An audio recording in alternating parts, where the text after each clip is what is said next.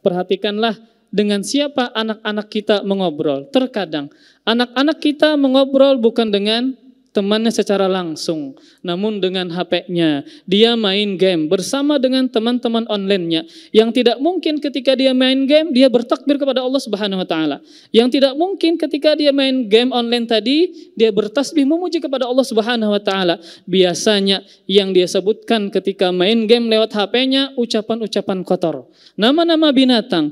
Ini menunjukkan bahwa karakter anak itu sangat berpengaruh terhadap lingkungan, teman-temannya, kepada siapa dia berkawan.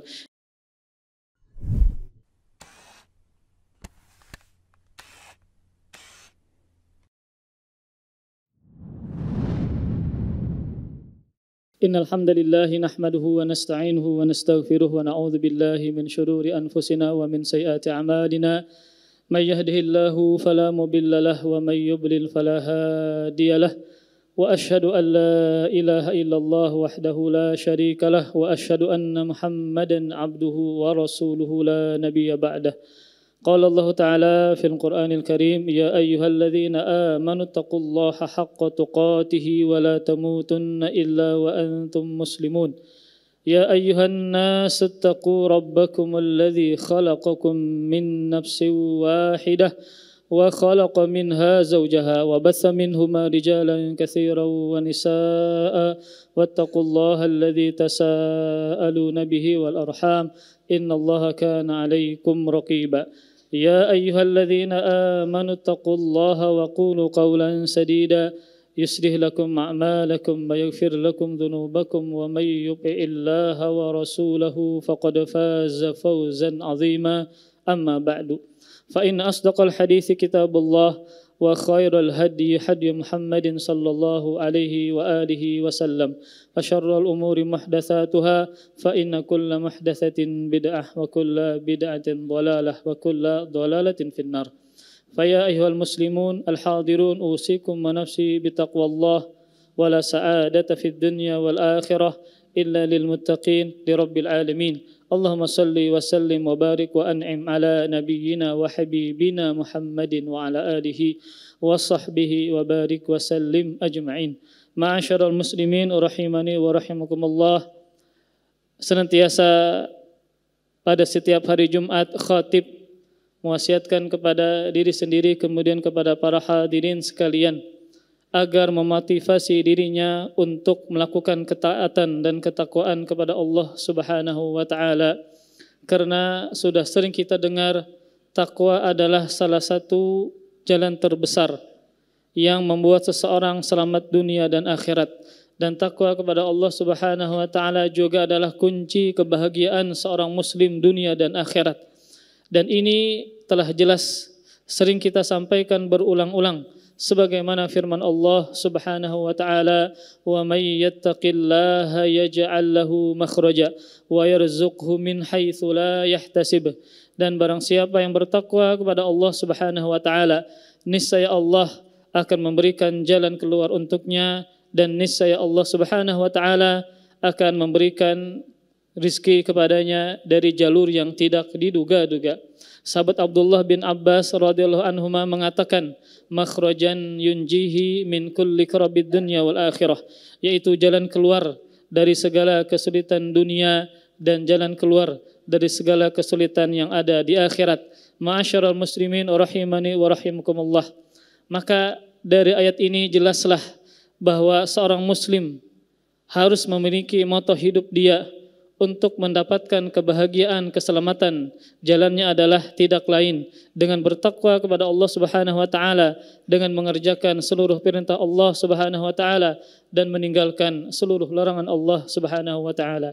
Ma'asyiral muslimin rahimani wa rahimakumullah. Pada khutbah kali ini kita akan sedikit menyampaikan tentang kewajiban seorang suami, kewajiban seorang ayah, yaitu mendidik anaknya, mendidik istrinya agar menjadi hamba-hamba Allah Subhanahu wa taala yang saleh dan salihah, agar menjadi hamba-hamba Allah Subhanahu wa taala yang bertakwa kepada Allah Subhanahu wa taala. Ma'asyiral muslimin rahimani wa rahimakumullah. Di zaman sekarang yang penuh dengan fitnah, yang penuh dengan keburukan, begitu cepatnya sampai fitnah menimpa kita. Bahkan kita yang berada di rumah pun begitu cepat juga mendapatkan fitnah-fitnah dan keburukan. Maka bagi seorang suami, bagi seorang kepala keluarga, dia harus membentengi anggota keluarganya agar senantiasa mendapatkan perlindungan Allah Subhanahu wa taala, agar senantiasa terhindar dari keburukan-keburukan tersebut. Maka seorang muslim, seorang yang menjadi kepala keluarga, dia harus mengetahui dan sadar bahwa kewajiban yang paling besar yang Allah bebankan kepada dia bukan hanya menafkahi keluarganya, namun yang terpenting dari itu sebagaimana firman Allah Subhanahu wa taala, dia harus menjaga dirinya dan keluarganya dari siksa api neraka. Sebagaimana firman Allah Subhanahu wa taala, "Ya ayyuhalladzina amanu qu anfusakum wa ahlikum nara." Wahai orang-orang yang beriman, jagalah diri kalian dan keluarga kalian dari siksa api neraka. Ma'asyiral muslimin rahimani wa rahimakumullah. Ketika kita memiliki keluarga, ada anak dan istri kita, maka berarti kita menjadi seorang pemimpin. Sebagai seorang kepala keluarga yang mana pasti Allah Subhanahu wa taala akan mempertanggungjawabkan pemimpinan kita di hadapan Allah Subhanahu wa taala pada hari kiamat kelak. Kemudian ketika kita memiliki anak-anak dan juga istri kita, maka kewajiban kita adalah demi menjaga mereka dari siksa api neraka dengan mengajarkan mereka ilmu agama, dengan mengajarkan dasar-dasar agama, entah berupa rukun iman, rukun Islam, tata cara salat, tata cara menutup aurat dan hal-hal yang lainnya. Karena ini adalah kewajiban kita sebagai seorang kepala keluarga, yaitu menjaga diri kita dan keluarga kita dari siksa api neraka. Ma'asyiral muslimin rahimani wa rahimakumullah. Terlebih berkaitan dengan anak, maka faktor yang terbesar atau penyebab yang terbesar anak menjadi anak yang durhaka, anak yang menjadi yang tidak taat kepada Allah Subhanahu wa taala, meninggalkan kewajiban-kewajibannya, faktor terbesarnya adalah karena kelalaian orang tuanya. Orang tuanya tidak mendidik dia, tidak memperhatikan agama dia. Maka yang paling awal yang harus kita sadari, yang harus kita fahamkan bahwa dengan memahami pentingnya peran orang tua sehingga kita benar-benar bisa menyelamatkan keluarga kita dari siksa api neraka. Maka penyebab pertama anak-anak kita menjadi rusak adalah karena kelalaian orang tuanya. Maka ketika misalnya anaknya menjadi rusak, maka janganlah dia menyalahkan orang lain.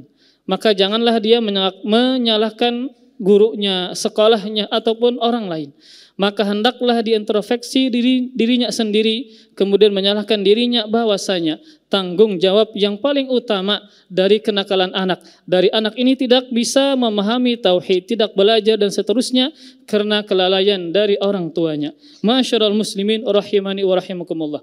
Ini dibuktikan dengan perkataan seorang ulama yang bernama Al-Imam Ibnul Qayyim. Beliau mengatakan dalam kitabnya Tuhfatul Maulud, beliau mengatakan, "Aktsarul aulad innama ja'a fasaduhum min qibalil aba wa ihmalihim lahum wa tarki ta'limihim wa faraidad din wa sunanihi fa adauhum sigharan."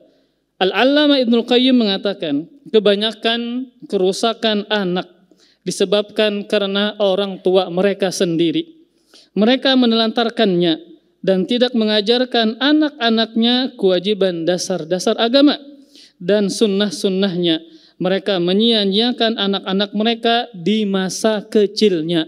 Maka dari perkataan beliau ini, kita bisa simpulkan bahwa kerusakan terbesar anak-anak adalah ada dua hal. Yang pertama, karena orang tua terlalu sibuk atau malas mendidik anak mereka sendiri.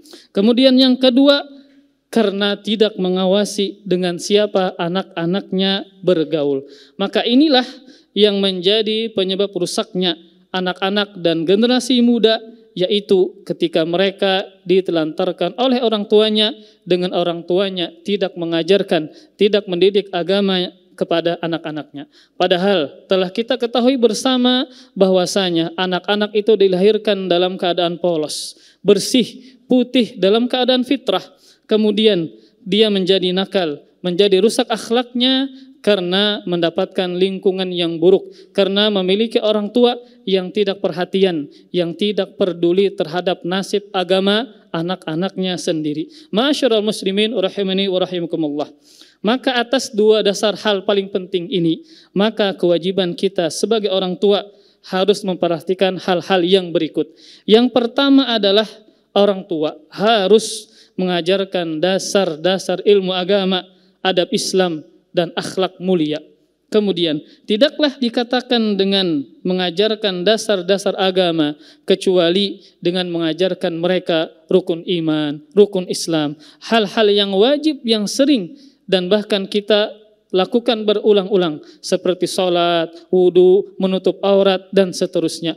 Maka inilah kewajiban yang paling besar dari seorang ayah agar dia memperhatikan nasib agama anak-anaknya sendiri. Maka ma'asyiral muslimin rahimani wa rahimakumullah, dengan mengajarkan ilmu agama kepada mereka, mengajarkan tauhid kepada mereka, rukun iman, rukun Islam, dan ini menjadikan kita wajib fardu ain belajar agama karena kita ingin menyelamatkan diri kita dan juga keluarga kita dari siksa api neraka. Firman Allah Subhanahu wa taala, "Ya ayyuhalladzina amanu qu anfusakum wa ahlikum nara." Wahai orang-orang yang beriman, jagalah diri kalian dan siksa api neraka. Seorang imam ahli tafsir Muqatil bin Hayyan mengatakan, "Ayyu'addibal muslimu nafsahu wa ahlah, faya'murahum bil khairi wa yanhahum 'anil syarri." Maksud dari menjaga diri sendiri dan keluarga dari siksa api neraka, Imam Muqatil bin Hayyan mengatakan seorang muslim mendidik dirinya dan keluarganya dan memerintahkan kebaikan dan melarang dari keburukan. Maka ini menunjukkan bahwasanya jika tidak ada dasar agama yang ada pada anak-anak kita, maka anak-anak kita tumbuh menjadi seorang anak yang nakal, yang akhlaknya buruk, yang menjadi rusak. Kenapa? Karena tidak diperhatikan porsi agamanya. Seharusnya porsi agama itu jauh lebih besar dibandingkan porsi nafkah yang lainnya karena berkaitan dengan keselamatan anak dunia dan akhirat. Maka ma'asyiral muslimin rahimani wa rahimakumullah, menelantarkan anak-anak itu sebab anak kita menjadi durhaka, tidak beriman kepada Allah Subhanahu wa taala, bahkan nantinya disiksa oleh Allah Subhanahu wa taala. Kemudian masyaallah muslimin rahimani wa rahimakumullah, ada sebuah perkataan yang menarik yang disebutkan Ibnul Qayyim dalam kitabnya tadi. Beliau mengatakan, "Ya abati, innaka aqaqtani saghiran fa aqaqtuka kabiran wa ada'tani waladan fa ada'tuka syaikhan." Seorang mengatakan, "Wahai ayahku, sungguh engkau durhaka kepadaku di waktu kecil." Kapan orang tua dikatakan durhaka kepada anaknya? Ketika anaknya masih kecil, ketika orang tuanya tidak mendidik agama kepada anaknya ketika anak masih kecil. Kemudian, aku pun mendurhakaimu dikala engkau besar, dikala engkau menjadi tua. Maka dengan orang tua ini durhaka kepada anaknya di masa kecil, dalam artian dia tidak mendidik agama anaknya di masa kecil, maka anaknya pun akan durhaka kepada dia ketika orang tuanya sudah menjadi tua renta.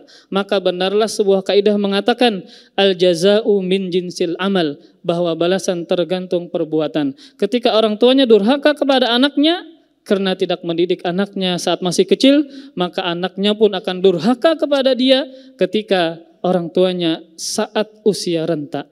Maka inilah yang menunjukkan pemahaman sebaliknya.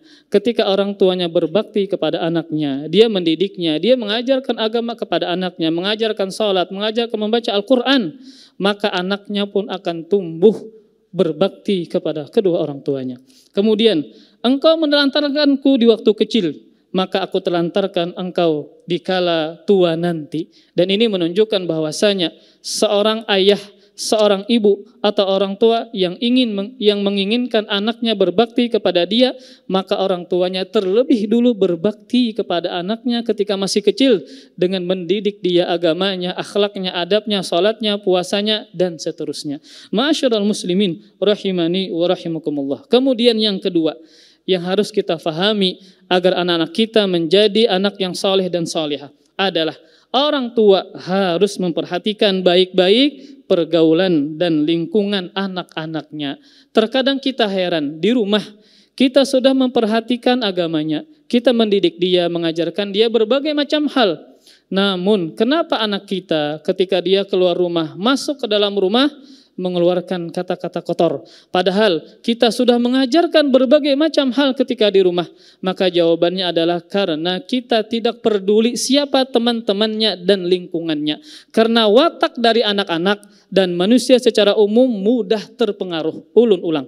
Karena watak dari anak-anak dan manusia secara umum mudah terpengaruh.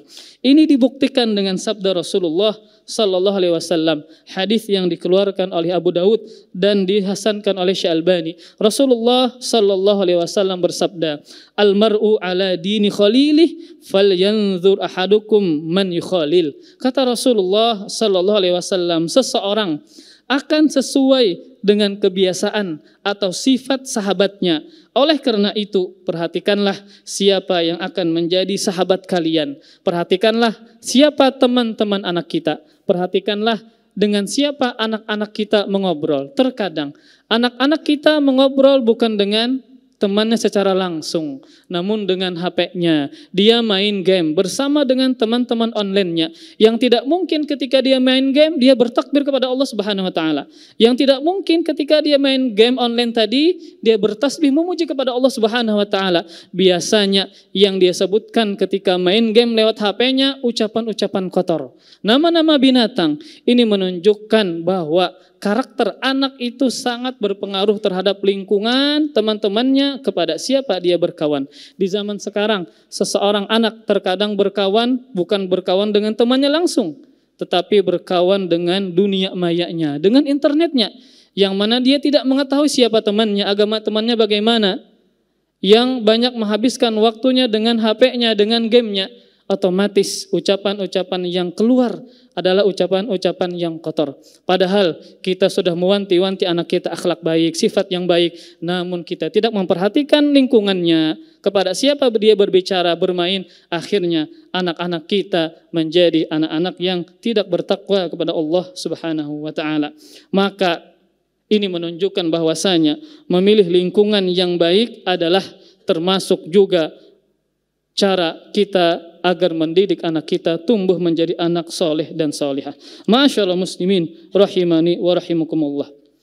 Ada sebuah hadis ya yang Rasulullah sallallahu alaihi wasallam sampaikan, hadis yang sahih yang dikeluarkan oleh Imam Muslim, tentang sebuah kisah yang mana seseorang yang hidup sebelum zamannya Nabi Muhammad sallallahu alaihi wasallam, di mana orang ini sudah banyak membunuh orang, 99 orang, bahkan yang ke-100.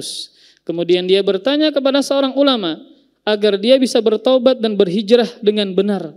Maka ulama ini mengatakan, "Intaliq ila ardi kadza wa kadza, fa inna biha unasan ya'budunallah fa'budillah ma'ahum wa la tarji' ila ardika fa innahu ardu su'in."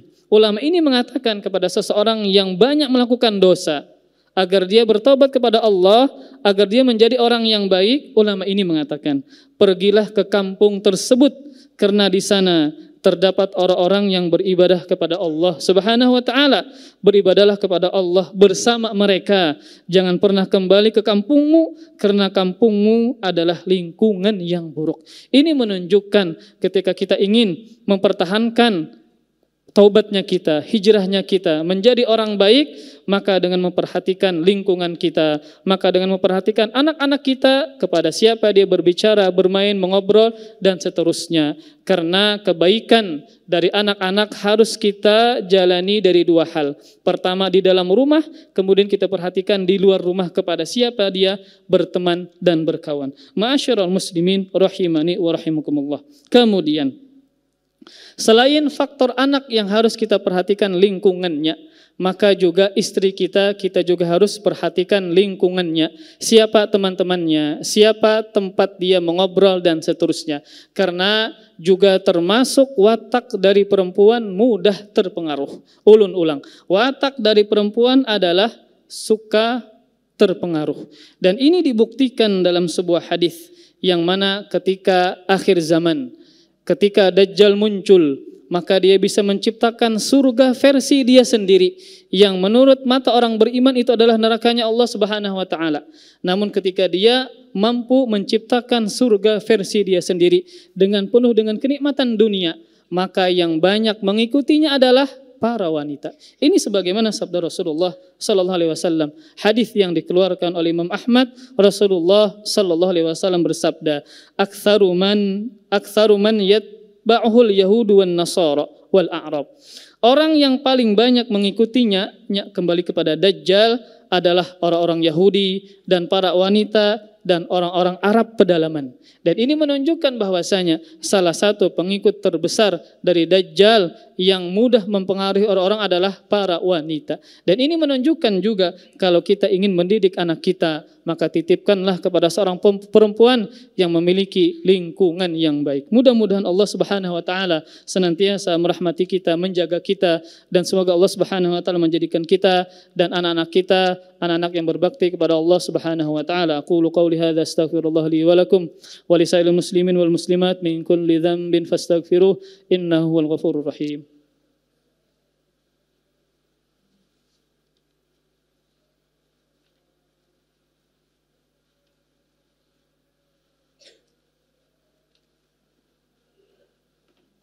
Alhamdulillahirabbil alamin wal aqibatu lil muttaqin wala haula wala quwwata illa billahil aliyil azim, amma ba'du.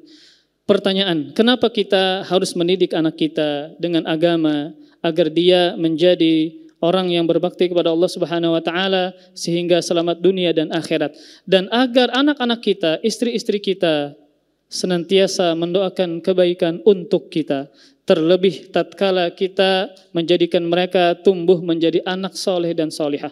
Bukankah anak adalah salah satu investasi akhirat kita, yang mana tatkala kita meninggal dunia, maka anaklah yang paling mengingat orang tuanya, bukan orang lain.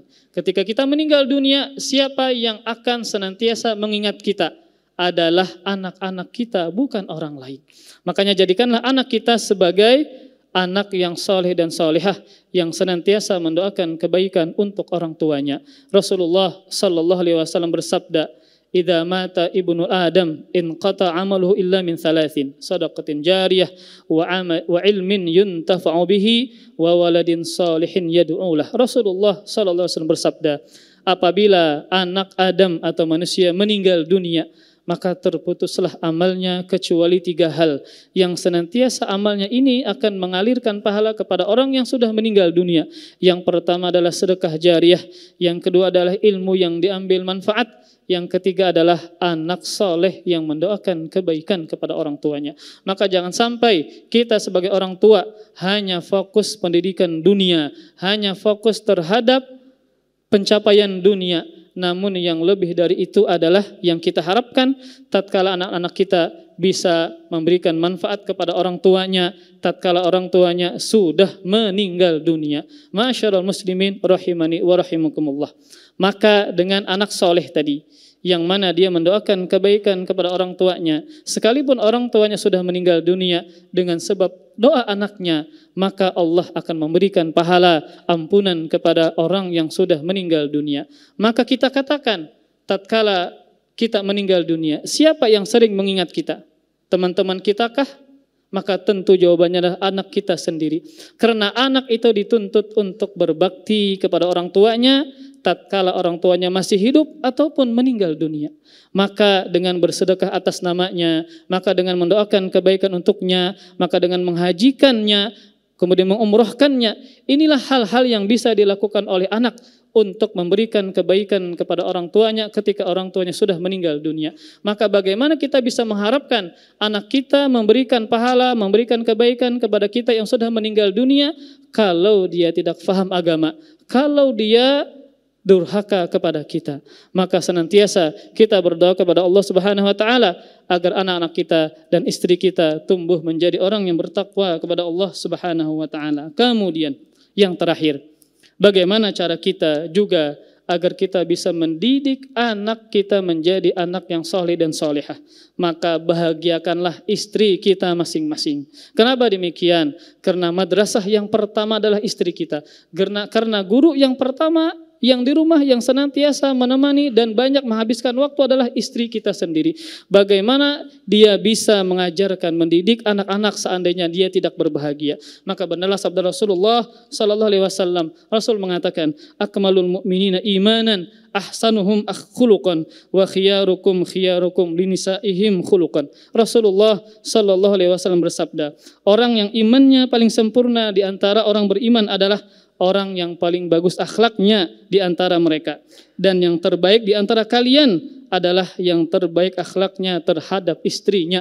Maka ketika seorang suami menunaikan hak istrinya, membahagiakan istrinya, maka otomatis istrinya akan mudah dan bahagia mengajarkan anak-anaknya. Mudah Allah Subhanahu wa taala senantiasa memberikan taufik kepada kita menjadi orang yang baik, orang yang bertakwa kepada Allah Subhanahu wa taala dan mampu menjaga diri sendiri dan keluarga dari siksa api neraka. Amin ya rabbal alamin. Innallaha wa malaikatahu yusholluna 'alan nabi ya ayyuhalladzina amanu shallu 'alaihi wa sallimu taslima.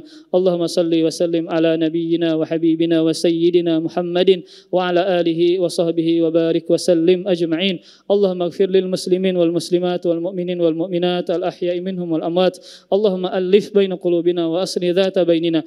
اللهم أصلح ولاة أمورنا ووفقهم لما تحب وترضى يا ذا الجلال والإكرام. اللهم إنا نسألك الهدى والتقى والعفاف والغنى. اللهم إنا نسألك حسن الخاتمة ونعوذ بك من سوء الخاتمة. ربنا هب لنا من أزواجنا وذرياتنا قرة أعين واجعلنا للمتقين إماما. ربنا آتنا في الدنيا حسنة وفي الآخرة حسنة وقنا عذاب النار. وصلى الله على نبينا وعبدك محمد وعلى آله وصحبه وبارك وسلم. وآخر دعوانا الحمد لله رب العالمين وأقيم الصلاة. Terima kasih. Jazakumullah khairan wa barakallahu fikum. Video ini dibuat atas partisipasi dari donasi Anda. Semoga menjadi amal jariah bagi Anda semuanya.